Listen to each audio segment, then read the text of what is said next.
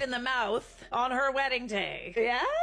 Did you, bestie? I mean, why not? Scrappy8350. Scrappy got a little scrappy? All right, let's hear it. Okay, I know it sounds awful, but bear with me. Bring a bear with me. Can we bring up a bear? Here's the bear.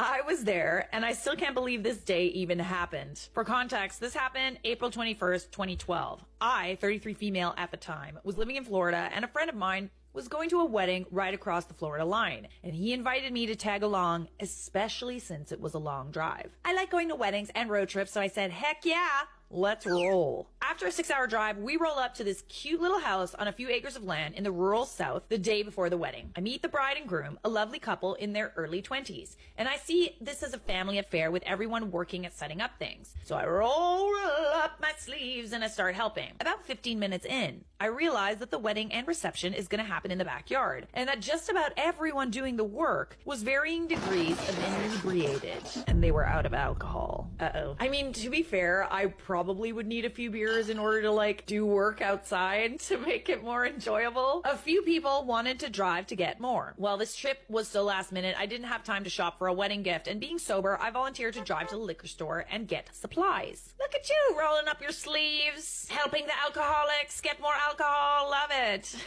As I'm starting the borrowed truck, the groom and groomsmen hop in, and that's when I learn the groom has cold feet. We're telling someone that we barely know this information. At least I chose to be gracious and believe that because he leans over to me and says something to the effect of, why are you just showing up now, right before my wedding day? As if I'm there to taunt him about his decision to get married. No, sir. I told him that his cold feet is his and his fiance's business. Not my monkey, not my circus. I shut him down firmly and quickly and set firm boundaries. Ooh. I still fail to understand why you punched the bride and not the groom, because it sounds like they both deserve a punch. I spat everywhere. At this point, I'm like, why didn't you punch the groom? Because groom kind of also deserves a punch. You know what I'm saying? This did the trick because we all had a fun time the rest of the day, and I stayed near the bride the rest of the time. The next day, the weather turned bad. Ooh, a little rainstorm to add to the drama. The couple had to move the ceremony inside the living room due to the rain. So there we all were, squished inside, but it was cozy and cute, and the ceremony goes off without a hitch. And that's the last thing that goes right. Oh dear, oh dear, oh dear, oh dear. At this point, I'm like, what happened to make you need to punch the bride? For your sake, I hope she deserved it. Earlier that morning, we set up the food table under a fancy tent rental with pretty decorations, filled with hors d'oeuvres, flower arrangements, etc. The whole 9 yards. We figured even if it was raining, we would dry because the tent had walls with built-in plastic windows. I'm familiar with those tents. As we are about to exit the house and start the feast, the storm arrived. I like how it's in all caps. The tent stakes began to come loose, and so a few of us went out to try and hold the tent down while the guys secured the stakes. But as I grab the closest part of the tent near me, the wind pulls both me and the tent up into the air a few feet. This part is captured on video, but I'm wrapped in the wind-blown tent, so all you see is my feet. I'll try to post the tent pics here, though. Oh God, we've got pics? Oh, we've got pics. Oh yeah, those are some pics. The storm blows out just as quickly as it blew in, and there we were, me and 3 groomsmen soaked to the skin and painting. Oh, not painting, panting. You're panting, not painting.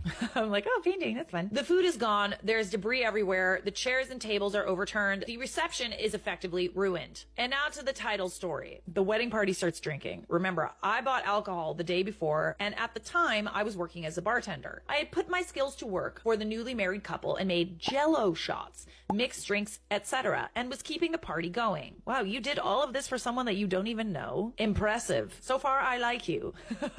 Well, the inevitable happened, and as the sun disappeared, so did the alcohol. Everyone was having a good time, and the bride didn't want the fun to stop, so she decided we should all go to a club, aka backwoods bar, and keep the party going. So we load up in cars, hopefully no one drank and drove, to the club, and we're there maybe for an hour before the maid of honor starts to round us up and says we have to go. The bride is getting kicked out. I have no idea why or what happened, so I follow the maid of honor. We get in the car, the best man is driving, the groom is in the front passenger seat, the bride is sitting in the back driver's side, I'm in the middle, and my friend is next to me in the back passenger side. The bride is angry. raging. She wants to unalive the groom and no one is going to stop her. Oh God, what'd he do? Oh God. If he was already hitting on you, I feel like he did something. No way. She's screaming about how she's sorry she married him. She made the biggest mistake of her life. She's going to rip up the marriage certificate instead of mailing it in. She has a technicolor tantrum, the likes of which I've never seen before. She goes for the groom from her seat in the back behind the driver and climbs over me to attack her new husband, and in the process elbows the driver in the temple and causes him to jerk the steering wheel. Oh dear Lord. Not while we're driving, bestie. Not while we're driving. The car swerves and we almost leave the road. Mind you, I'm not at all sober and I got mad and tell her to stop before something bad happens. She calms down for about 3 seconds before she goes for the groom again. So I've had enough at this point. I don't want to be unalived. So I punch her in the mouth.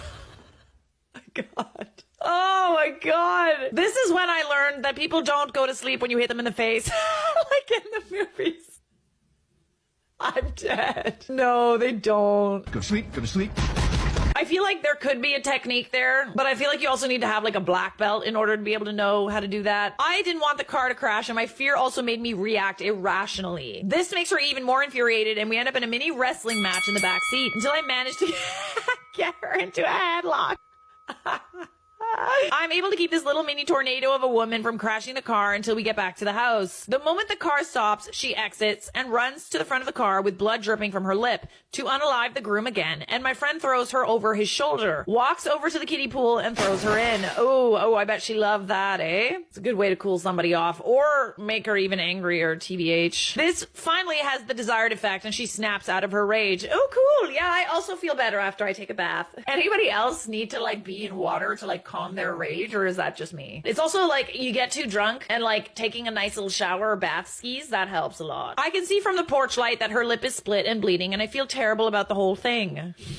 I take her inside and get her showered and put her to bed and finally get the story from her. Ooh, oh God. Oh no. Oh no. She caught her new groom in a compromising situation at the bar with another woman on their wedding day. Oh God. And then you punched her. Oh dear Lord. That's gonna be a yikes for me, dog. I mean, this isn't an am I the a-hole, but we'll decide that at the end. The next day as we're packing up the car, I apologized for hitting her and she apologized for putting us in danger and we hugged it out. Oh, that's good. That's good. I'm glad you guys were able to like smooth things over. I also told her about the groom's choice words to me on the trip to the liquor store so she could make an informed and sober decision. I told her she had every right to kick his sorry ass to the curb. She's an influencer now, and from what I see, it looks like she's still married to him over 12 years later. Wow, that's surprising. Really? Really? I wonder who it is. She's even more beautiful now than she was back then, and he looks like a withered hillbilly.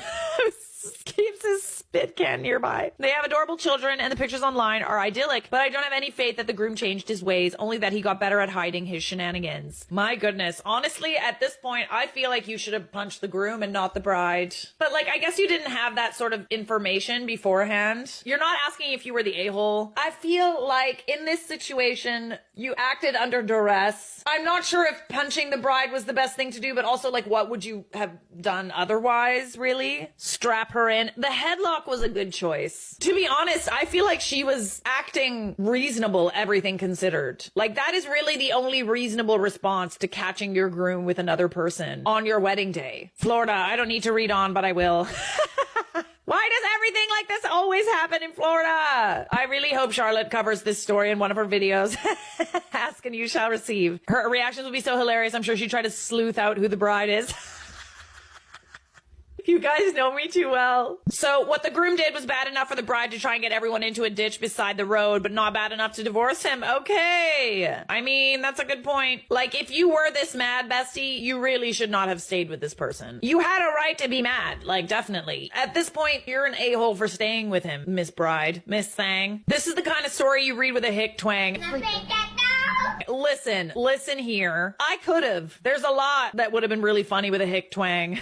I punched the bride in the mouth on her wedding day. It's already funny. But hey, as I've said before, people with a southern accent tend to get kind of mad when I do that. So I'll spare everyone. I also don't really feel like it was written in a twang, so didn't feel like it was necessary. Well, that was a wild ride. Thank you so much for sharing, Scrappy8350. That was great.